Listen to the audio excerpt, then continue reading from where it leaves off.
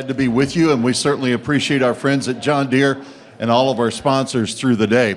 You know, I enjoy very much being able to be a contributing editor to Agri-Pulse. Very glad for the distinguished guests that we have in the audience today, and also looking forward to those that we'll meet and the ideas that will be presented. We like to keep you informed of things that are happening, and I don't know if you have heard about the new level of the coronavirus. I thought I might share it. See how the room got quiet when we brought that up, Tom? Have you noticed that if you are at the gas station and you are leaning against your vehicle after you've put in your card and you're putting fuel in, if you've noticed that you're a little lightheaded and a little disillusioned, well, that's called car owner virus. That's just why I don't tell jokes, but it's the point to get your attention, and now we're back on the same page. I will confess to you that I was born in 1963. Some of you before that and some following after. And I couldn't help but notice as I was riding over with the cabbie this morning, I went past the museums where we celebrate history and accomplishments and our heritage. But then just a step further, we're on the National Mall, and these are the tools that modern day stewards use not to produce food, but to nurture life. We don't make crops grow, nor livestock, but we nurture it. And the technology that we have used along the way with our partners have enabled our stewards to continue to produce more. 1963, 3 billion people on the planet. In my lifetime, we've more than doubled. I think of the young men that are back here that are part of our national FFA officer team. And I venture to guess that they were probably born after 2000, right? Yeah. 1963, I saw my grandfather work a team of mules on our farm. I watched the first 2-row planter show up and a 4-row planter show up. I watched commercial fertilizer show up and hybrid seed corn. And then I saw genetically engineered crops. And that 50 horsepower tractor that used to be the biggest quickly went away, and the 10-foot disc and the 12-foot disc gave way to a 20-plus foot disc. And now we have tractors that drive themselves. So what have I seen in my lifetime, and what will they see in their lifetime? And what technologies will that generation be forced to embrace, and what questions will they be forced to solve that, folks, we can't even think of yet? So what does that have to do with this panel? Well, is the policy that we will write, hopefully in 2023, is this a policy that guides the industry to the next paradigm and the next opportunities, or is this a policy that is serving in agriculture of years before? And with that, we have some distinguished guests here this morning. I'll introduce our panelists here, and then we'll dive in. Our top political and economic factors influencing the next Farm Bill. That's our task. Joining us for our panel today, 3 distinguished experts. President of the Russell Group, Randy Russell, is joining us here via Zoom. Randy, glad to have you on board. We also have our friend that you've already heard of this morning, our CEO of the National NCFC, Chuck Connor, and Vice President also of North American Government Relations at Cargill, Kathryn Unger. Please give our guests a well-deserved round of applause. Kathryn, I'm going to ask, just from the very beginning, what's the first Farm Bill you remember? Personally remember. Yeah, the first one that you were keeping up with and aware that it was happening. Well, I am, since you put your age out there, I'm 10 years younger than you. Okay, great. So just backdate me about 10 years, and that's about it. My family was tobacco. Right. And so, we were watching it, but mid-90s before I paid attention to anything. Okay, fair enough. So the point that I want to make is with Chuck Connor that's here and Randy Russell that's here, we have some fellows that have some experience. Mr. Russell spent some time in the Reagan administration putting a couple of farm bills together. That's before me. Yeah, Mr. I didn't ask them to say this, Chuck. Okay. Mr. Connor has served his time both in the legislative branch and at the Department of Agriculture, now on the outside. And I think you mentioned you'd seen about 9 farm bills? 9 farm bills. So Randy Russell, I'm going to pick on you first, if you will. You've been watching this trail for a while. If there's a 2023 farm bill, how many is that for you, sir? Jeff, this will be number 9, just like with what Chuck said. And by the way, great opening, Jeff. I thought that was just outstanding. I will say this, that a friend of mine recently commented that he thought the first piece of farm legislation I worked on was the act that created the Department of Agriculture back in 1862. And while that's not entirely accurate, having started my first farm bill in 1981 when I was in the Reagan administration, I was Farm Bill coordinator. And then in 1985, I was chief of staff for Secretary Block and also served as Farm Bill coordinator. And like Chuck now, this will be my 7th on the outside as an advocate. All right. Randy, you had an opportunity to meet with the staff of Agri-Pulse back before the calendar turned. And you mentioned that there are 3 pillars, or there are 3 essential variables that every farm bill is structured on. Would you care to highlight that for us this morning? Sure, Jeff. And by the way, I started my day at 5 a.m. listening to Jeff on Daybreak, and it looks like I'm going to spend all day with Jeff at this rate. So, Jeff, 3 different drivers that I have seen over the 8 farm bills and now going on the 9th farm bill that determine the outcome of farm legislation. First is the state of the farm economy. And, you know, as we look at the farm economy today, I know Chuck and I have talked about this many times. We've never seen a period where we've had higher prices, and that's obviously going to have a major impact. Seth Meyer, the chief economist at USDA at the Ag Outlook Conference, said that net cash income was projected to be $136 billion.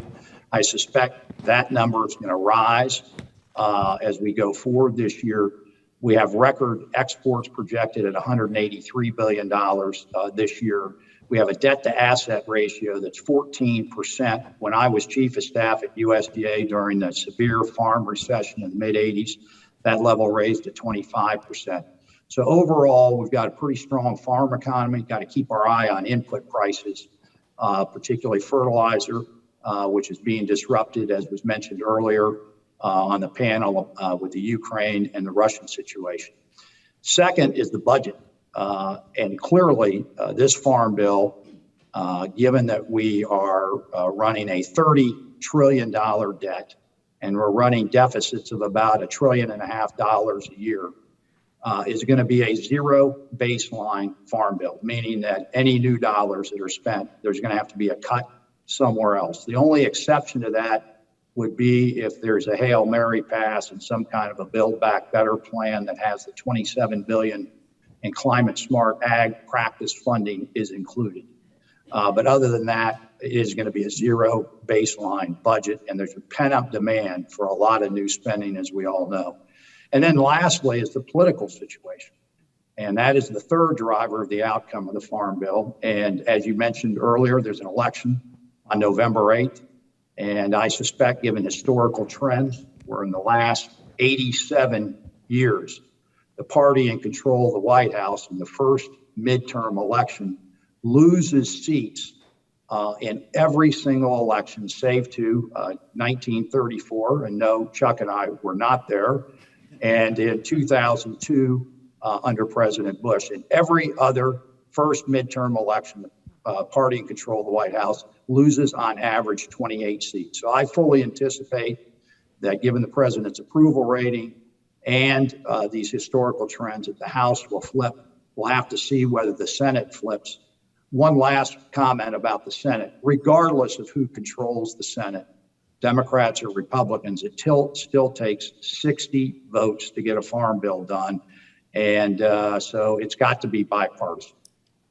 So, Chuck, I'll come to you as the other elder statesman with the experience that our advisor, you know, and the advisor in the FFA being older than the rest of you. I don't know about that, but you got lots of experience for us. What have you noticed about policy development over time? And what are the key points of policy development now that you feel like will take place or need to take place? Appreciate it, Jeff, and thanks again for doing this and the opportunity. You've worked really hard to convince this crowd that Randy and I are old, and I don't think you needed to work that hard at it, Jeff, just for the record, okay? That makes me look younger, though, you know? Let me just say that I think going into every farm bill, you know, you sort of have to make an initial assessment of, you know, what's kind of the state of the farm economy, and you know, are producers generally pretty content with, you know, the direction of farm policy, or are they looking for change? And I sort of describe that as an evolutionary farm bill versus more of a revolution, if you will. We don't often do revolutionary farm bills. You know, when we talk about 1996, I would probably call 85 a pretty revolutionary bill, given the, you know, the horrible state of, you know, the financial crisis in agriculture. But generally speaking, you know, we've had ones where you sort of divide up budget dollars and you know, kind of allocate them accordingly, but they're pretty evolutionary, if you will. High prices today, exports at record levels, you know, I think your pundits would say, you know, we're on the track for an evolutionary bill. And I wouldn't argue seriously against that, but the uncertainty that is out there today, Jeff, with input prices skyrocketing, and, you know, these are great prices we've got, but boy, you know, the sticker shock on inputs and cost of production in 2022 is weighing very, very heavily on producers out there. Just the uncertainty in the international marketplace. Yes, exports are, you know, we're moving a lot of product right now, but boy, you know, no one is betting the ranch, you know, in terms of what's going to happen next week, let alone, you know, with the next crop year coming in, sort of thing. So a lot of uncertainty out there that I think is going to drive us more towards a farm bill where, you know, everything's on the table a little bit, and we're really sort of fundamentally taking a look at all of this.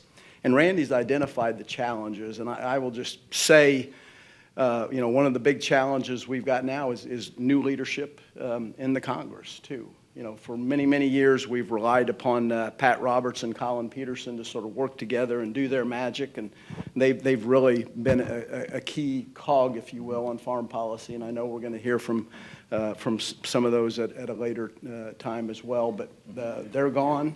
And there's a new team there, and it's a quality team, but it's also different. And the challenges of writing a farm bill, particularly with this kind of environment where we're teetering between evolution and revolution, I think is going to be a real challenge for all of us. Kathryn, I'll tell a story before I bring you in here. There was a period of time when Mike Johans was our Secretary of Agriculture that had went on to be a senator.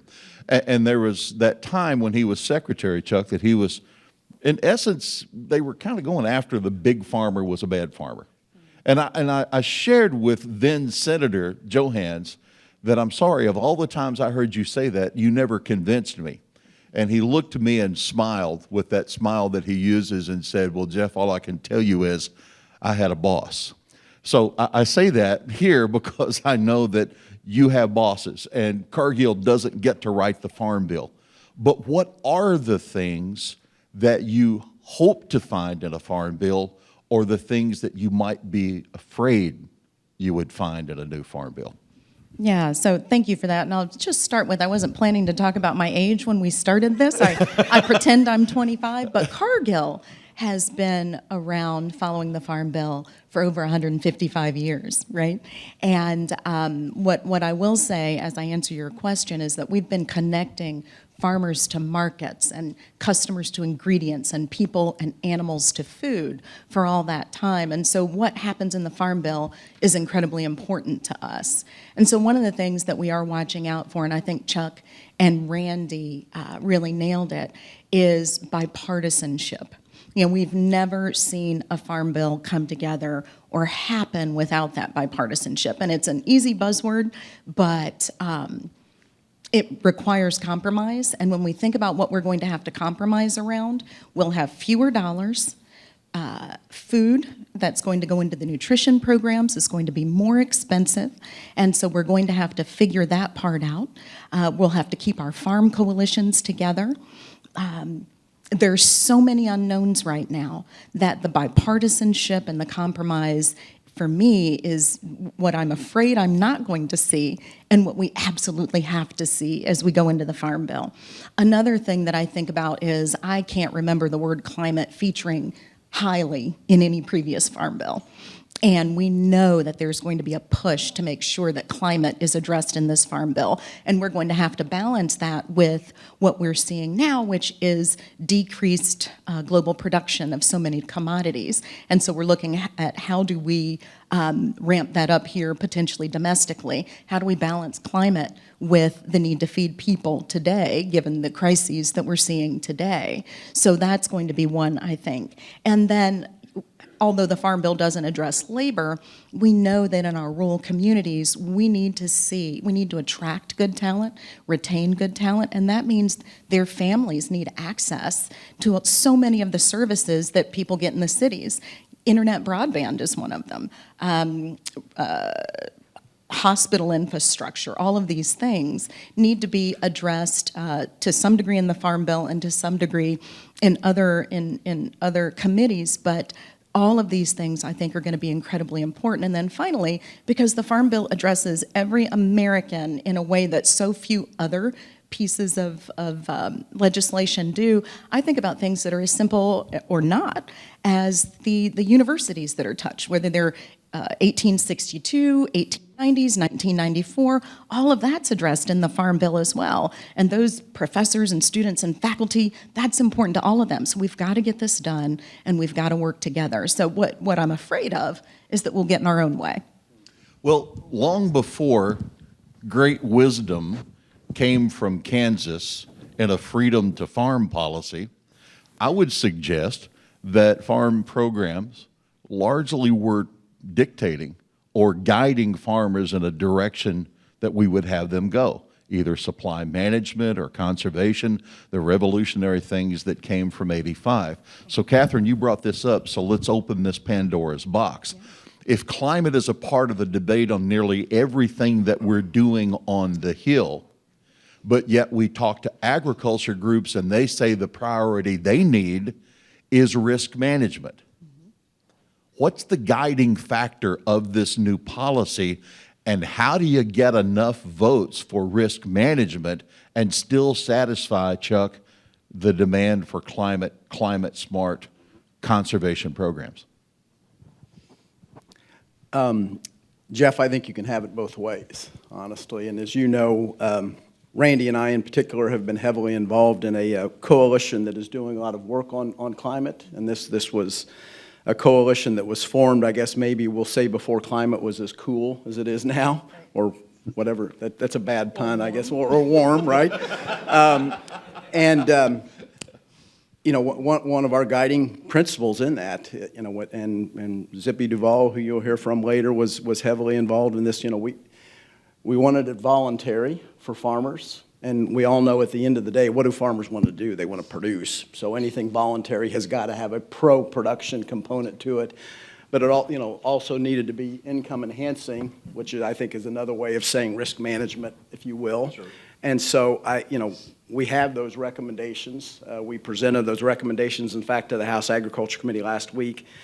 And so, you know, I think climate is something we can lean into here that does have that ability to help farmers and provide that relief that every farm bill is looking to do. But also, I totally agree with what Kathryn is saying. I think this farm bill will have to be dubbed as perhaps the most climate-friendly farm bill ever if we're to have a chance at getting it through the House and the Senate in a bipartisan manner. Isn't it amazing, though, Chuck, that in years past when we needed money for something, it was conservation that got robbed. And now conservation appears to be the golden ticket. So, Randy, what happens here? What is agriculture's play to prove that we are, or that agriculture is sensitive to the environment, but also still have those programs from Title I and crop insurance that producers say are so important? Well, Jeff, I think really what your question gets to is the heart of a coalition that is necessary to pass a farm bill. And in the past, it has been the nutrition and anti-hunger groups and the farm groups linking arms to pass a farm bill. And part of the reason for that is simple math. You know, I'm not the smartest guy in the whole world, but I know to pass a farm bill in the House of Representatives, it takes 218 votes. And we've only got 35 congressional districts that are primarily rural. So in order to get to 218, we have to put together a coalition that is going to get us to the majority. Now, a couple of thoughts on that. Number one is we've had fights in the 2012, 13, 14 Farm Bill that took 3 years to pass between the nutrition community and the ag producer groups. And that repeated itself in the 2018 Farm Bill. And I would hope as we get into the 2023 Farm Bill that we'll take a step back and try to figure out a way for both of those communities to work very closely together. The estimated cost of the 2018 Farm Bill is $867 billion over 10 years. That's not my estimate, that's CBO's estimate, the Congressional Budget Office. 76% of the cost of the 2018 Farm Bill, that 10-year cost, is the nutrition program, 76%. 9% is crop insurance, 7% is conservation, and 7% of farm programs. So I think that coalition is absolutely necessary for us to pass a bill. And agreeing with what Chuck said too, I'd add a third coalition, and that is on the climate side of this. Look, climate is something that we need to address. It's critically important that it be voluntary. And what we are trying to do right now, working with the ag committees and with Secretary Vilsack, Robert Bonney, and his team, is change the whole value proposition when it comes to climate. Back in 2009, when we did the cap and trade program, and thank God it didn't pass, that was the government mandating reductions in greenhouse gas emissions down on agriculture. We're trying to flip this on its head and say, look, let's create this as a revenue generator for production ag rather than a cost. Let's make sure we have a seat at the table and recognize that agriculture and forestry can be a key part of the climate solution as we move forward. And I think that's going to be a big part of the 2023 Farm Bill. So then thinking of the 23, again, as I said in the beginning, is this a directive based on the circumstances that we are in now, a historical perspective of where we've been, or a guiding light for the direction that we go? If we have our FFA members to stand up, and I'm showing my roots there, you know, you've got the rising sun, the token of a new era in agriculture. So Kathryn, I come to you. If we're talking about next generation biofuels, if we're talking about aviation fuel, if we're talking about a paradigm shift that now we start crushing the soybean for the oil instead of the meal, is there a concern that there won't be enough supply of one crop or the other that this bill could guide and lead, or this bill could hinder? No, it's a great question. And before I jump into that, I will just agree with Randy and Chuck. Cargill strongly believes that agriculture is how we address so many of these climate issues. And to the need for it to be voluntary, Cargill really supports that concept because we've worked with so many farmers who, when you provide them with some risk management and some training and all of these other things, they want to step into this. They want to produce more sustainably, more food, more sustainably, and more responsibly because they have a next generation of family they're thinking about as well. So I think it's so important that America sees farmers as partners in climate and not the way so often we hear it, as though they're, you know, the target or we need to work together and bring people along voluntarily and make that possible. But to your question about the biofuel piece, this really does go back to figuring out how we produce more sustainably, and how we're going to have to balance it and really make decisions. I think biofuels are a great climate option, and so that's something that we're definitely all looking at. But I don't know that dictating how much one goes to one area or to food or to fuel, I think it's something we're going to have to lean into as a country and work on together. I really don't have a direct answer to this is the way it ought to go. It's going to be difficult. Okay, so Chuck, let's think about this. If I remember correctly, back when we were talking about the 18 Farm Bill, weren't there some folks talking about adding more acres to the CRP? And now aren't we talking about how do we come up with more acres to satisfy perhaps some of the deficits? Where do some of these conservation programs go to satisfy the need of an industry, but also to maintain the environmental aspect that farmers have been able to sustain? Yeah, it's a great question, Jeff. I'll answer it this way. I don't know exactly the direction this is headed, and clearly the paradigm has shifted. We know that in the last few months. You know, the last Farm Bill did call for higher goals in terms of our CRP participation. I think, 27 million acres. Secretary Vilsack, I believe, shares that goal, and you know, we're still in. I think we're in the middle of the sign up is over, and I think we're waiting on the announcement on acres accepted. Phil is nodding his head, so I'm going to assume that is gospel then if he's nodding. But I do think probably Wait a minute, the you're goal, suggesting Bill and the gospel go together? Okay. We should like ask that. him more questions today. But I think the goal has clearly switched more towards trying to make sure that we don't lose a whole lot of acres out of the program. Correct. We could go, I believe, down as low as 22 million, given the current contracts that are expiring. I personally hope that doesn't happen. I think there's some environmental benefits and some climate benefits there that we would lose if we go that low. But I think sort of driving towards some of those higher numbers has clearly been put on hold, at least for a while. So I would suggest this from coming from the soil, that the practices that are more sustainable, that are better for the soil, that are better for the environment, are the same practices that are helping farmers produce more. A healthy soil, more productive. You Absolutely. don't force the soil to crank out 300 bushels an acre of corn. You work with it. Are there ways in the area of research, are there areas that this program could incentivize and embrace technology and production practices that would help farmers produce more on the same number of acres that we have? Jeff, maybe I could jump in on this. Unfortunately, when we get to research, oftentimes the funding is an afterthought. We focus so much on, and I understand this, on farm programs and crop insurance and conservation that take up and nutrition that take up the vast majority of the funding. But in my personal and humble opinion, we woefully underfund research at USDA, both formula funds as well as competitive research.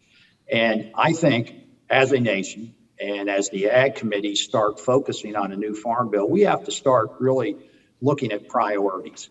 And I really think one of the areas that we need to significantly boost funding is on agricultural research to ensure not only that we are producing more for a growing world population, but also doing it in a way that is sustainable and meets our climate objectives. And so if I had one message to lawmakers on Capitol Hill, it would be, let's take a hard look at research. Let's make research a priority. Let's not make it kind of the stepchild of the Farm Bill debate. And let's put in significant new resources. And training. I think the research and then the communication of that and the training has to be a significant part of it. My husband and I ran a very small farm, and you couldn't be more right about, you can't force those vegetables. We did multiple vegetables, 35 acres, tiny farm, but it took a lot of work to get the soil healthy. And then you had something, but there was so much research and learning that went into those sustainable agriculture practices, and we were on such a small scale. When you're talking about feeding, where are we at, 7 billion people on the planet now? We've got to do better on the research side, also on the training and instruction for extension, for farmers, for everyone, because the research does no good if it's just in Randy's brain, right? We've got to share that with with everyone. Okay, I got a great big question I'm going to drop here in just a second. But in the meantime, if you're here in the audience or you're watching with us online, then don't forget to go to Slido and offer your questions, and I'll try to work those in. So here's the question from Anonymous. How will conservation be funded with a zero baseline budget if there is no Build Back Better funding? What will be cut? First up. I think that's your question, Jeff. It says anonymous, but I think that's your question. I did not. You know, this is a tough thing. And, you know, Randy opened us by saying, you know, that he thinks we are going to have a zero baseline budget. And I can't make a strong case against that.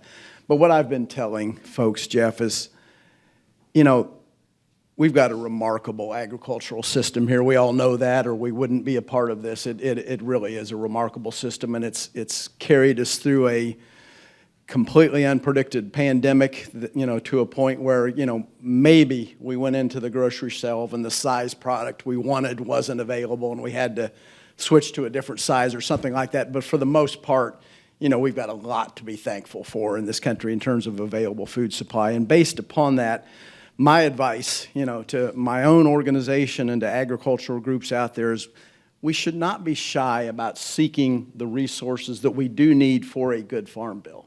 Now, that's dangerous because everybody thinks they know, you know, what's good, and we're all sort of here to, you know, to champion, you know, for our own organization. So I say that carefully.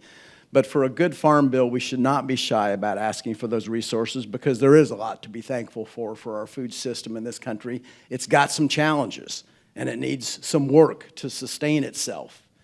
Sustain, in this case, being, you know, just sort of continue doing what we're doing in terms of food production. And I know it's going to be a tough slog, but we shouldn't be shy about it, knowing all the cautions that statement brings. Randy, you want to chime in on this, or you want me to move on to something else for you? I do, because I think what Chuck said is really important. And Jeff, your question, anonymously, is a very important question. It's anonymous. I didn't do it. I got one that's better. Look, I think all of us have a responsibility. Those that are in the room and those that are listening have a responsibility to educate people about what a farm bill is and what it isn't. I mean, every time we end up doing a farm bill, we have these attacks against production agriculture and other types of programs from the likes of the Heritage Foundation and others. And right now, the cost of the farm program, because of these high commodity prices that we're seeing, is probably going to be in the neighborhood of ARC and PLC about $1 billion. $1 billion. The cost of this farm bill is $867 billion, as estimated by the Congressional Budget Office. A lot of that, as we know, is in nutrition programs. I'm not arguing to cut nutrition programs. In fact, I think we need to rebuild that coalition. But we have a responsibility to educate people about what's in this farm bill and what isn't in the farm bill and what's driving the cost. One last point, Jeff. Every farm bill has a preamble. And most people probably haven't even read the preamble of these farm bills. And what that preamble often says is that this bill's primary objective is to preserve and protect family farms. Now, I totally agree with that objective, but I actually think there is a much higher calling that we need to put in as the first sentence in the preamble of the 2023 Farm Bill, and that is that U.S. food security is national security, period. That should be the preamble of the next Farm Bill, and all 12 titles of that Farm Bill ought to flow from that preamble. Randy, I had a conversation with former Senator Wendell Ford from Kentucky, and he told me that during the Reagan administration, Mr. Reagan had a 6 o'clock rule. You could fight like cats and dogs up till 6 o'clock, but after 6 o'clock, all bets were off, and then you could pick up fighting the next day. So should it matter if there is a Democrat lead on the Agriculture Committee of the House or a Democrat lead on the Agriculture Committee in the Senate? Will it make a difference with this election, or should it? Because if this is truly a bipartisan committee, I would think you'd wind up with the same regardless who was in front. Well, a couple of comments on that, Jeff. First of all, I think what we need to do is go back to writing legislation the way it was done several farm bills ago, and that is, let's start by using the subcommittees and the chairs and the ranking members of those subcommittees to mark up those pieces of the legislation that fit into the farm bill. That empowers members. It forces members in the committee to be educated as to what's in the bill. So that's number one. Number two is farm legislation by its very nature, as I cited earlier, given the fewer and fewer number of rural districts, has to be bipartisan.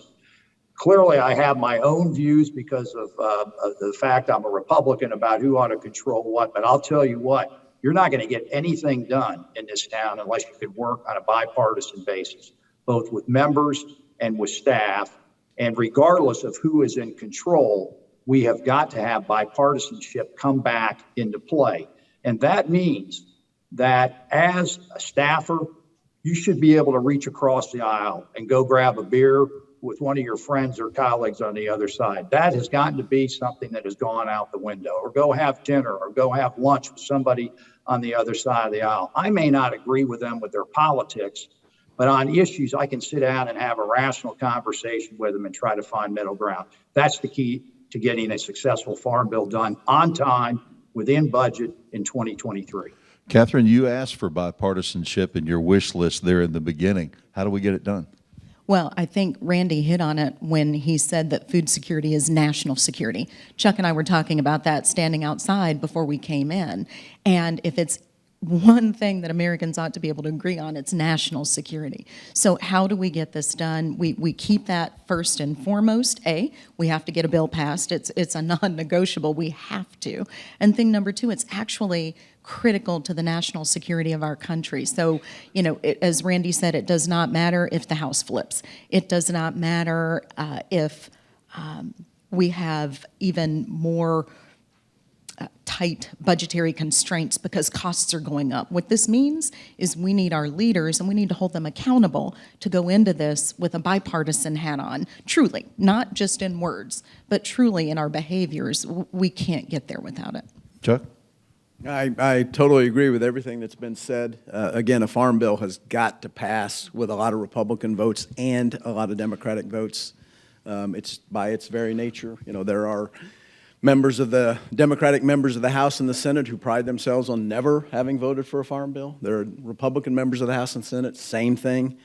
So that coalition that is willing to work on these things, mathematically it has to be bipartisan. Well, when you worked for the distinguished senator from Indiana and there was foreign policy that was up and about, I can't believe you held hands and sang songs, that there were some sticky issues you worked through. How did you work through them, and how is that environment then different than now?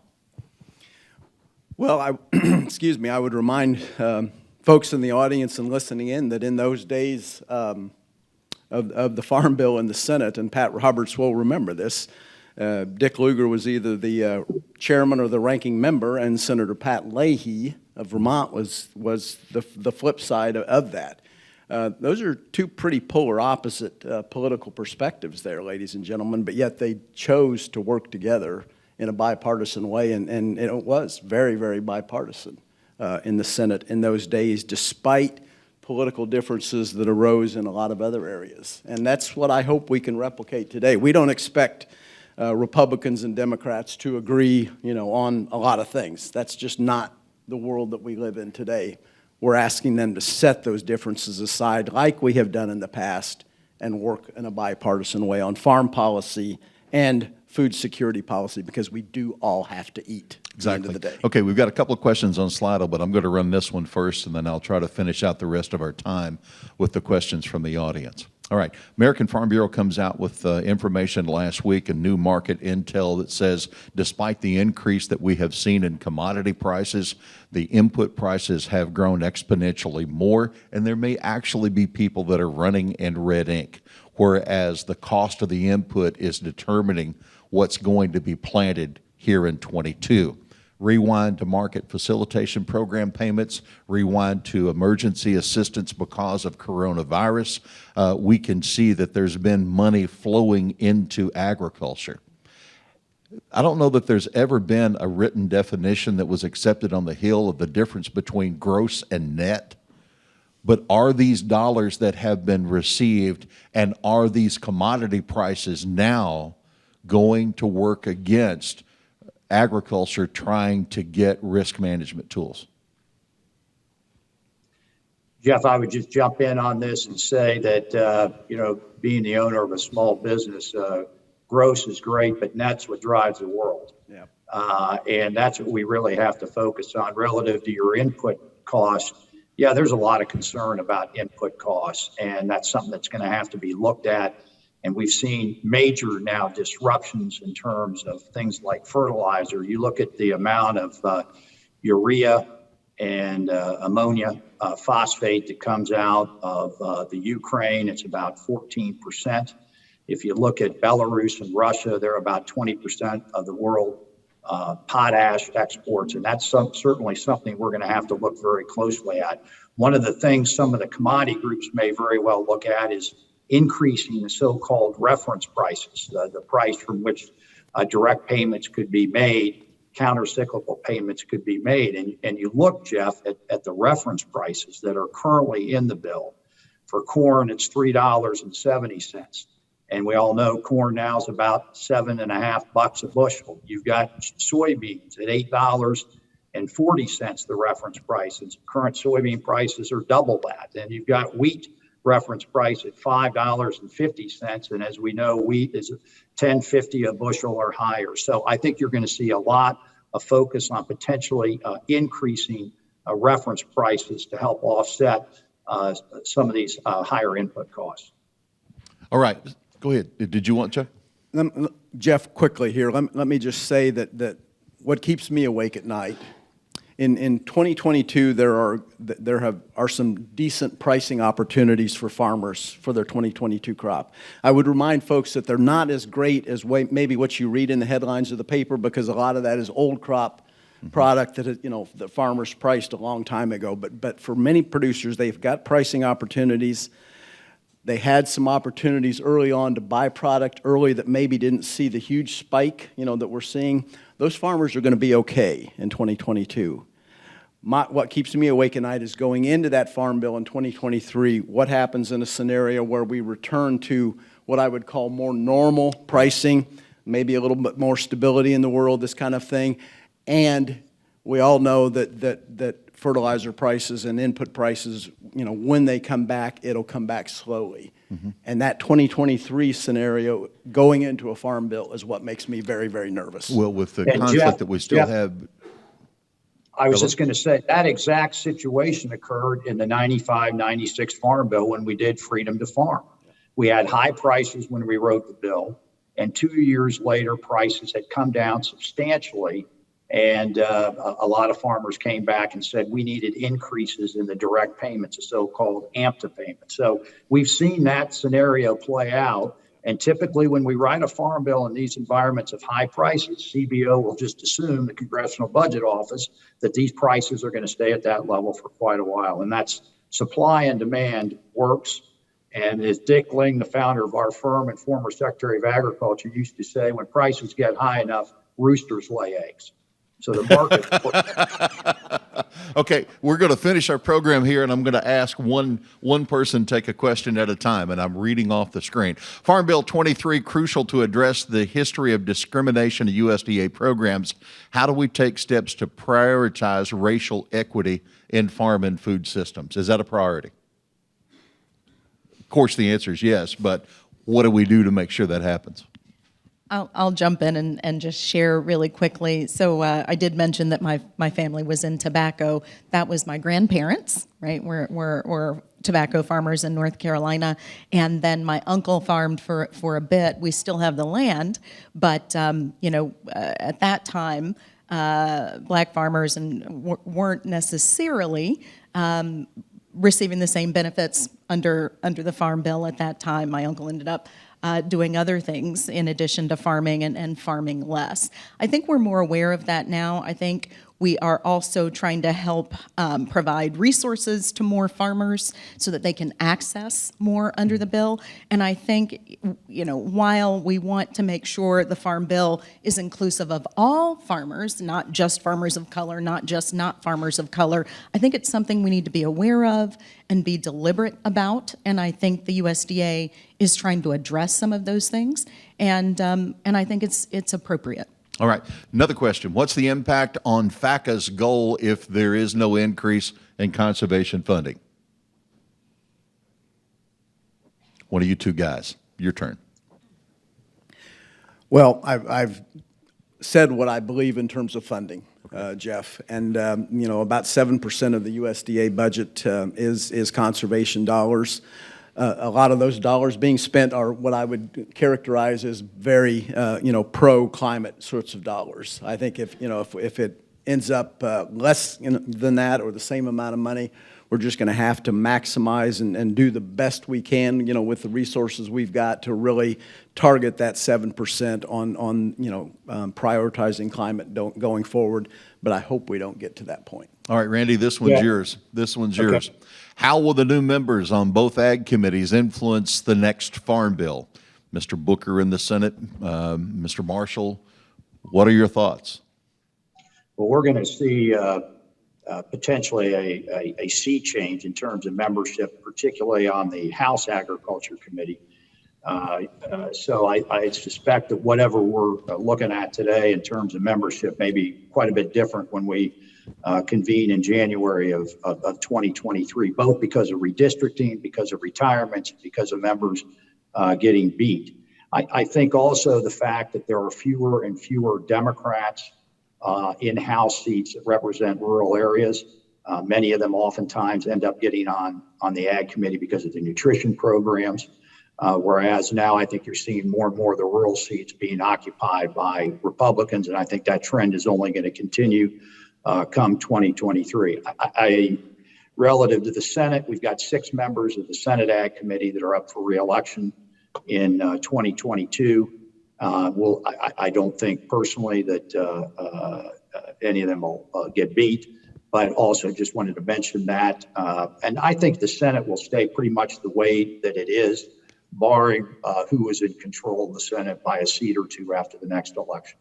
Wonderful. Ladies and gentlemen, hasn't this been a great panel? Would you give them a round of applause, please? Yeah. Randy, Chuck, and Kathryn, thank you so much for being with us. We appreciate your time. All right, so that concludes this panel that we have enjoyed here on our summit for the day. We are headed into a break, but we'd like to do 2 more things. 2 more things before you break. First, we got a message from our gold sponsor, the National Pork Producers Council. And after that, I've got a couple of quick questions for you, so get your Slido.com. Right now, let's go to the folks that serve no swine until it's time, the National Pork Producers Council. As the voice of the U.S. pork industry, NPPC has worked collaboratively with federal agencies over the years to protect the U.S. swine herd from foreign animal diseases. But never has that collaboration been more on display than in the fight against African swine fever. In 2021, NPPC secured $500 million in USDA funds for ASF prevention and preparedness, protecting the herds of America's 60,000 plus pork producers from this devastating disease. African swine fever has never been detected in the United States. However, it is a very real threat to our pork industry. After ASF was found in the Dominican Republic and Haiti, NPPC secured the USDA designation of Puerto Rico and the U.S. Virgin Islands as a protection zone, meaning if ASF were detected in either location, U.S. pork producers could continue to trade and export U.S. pork. NPPC secured $635 million in emergency appropriations for the Agricultural Quarantine Inspection Program, a move to prevent ASF and other foreign animal diseases from reaching the U.S. mainland. NPPC also successfully advocated for funding for the National Animal Health Laboratory Network to conduct surveillance and testing for ASF, and worked with U.S. Customs and Border Protection to stop the spread of ASF through more robust inspections at all U.S. borders and ports of entry. NPPC is proud to collaborate in a public-private partnership working on behalf of the nation's pork producers to address challenges like African swine fever, protecting the pork industry, and the livelihoods of producers across the country.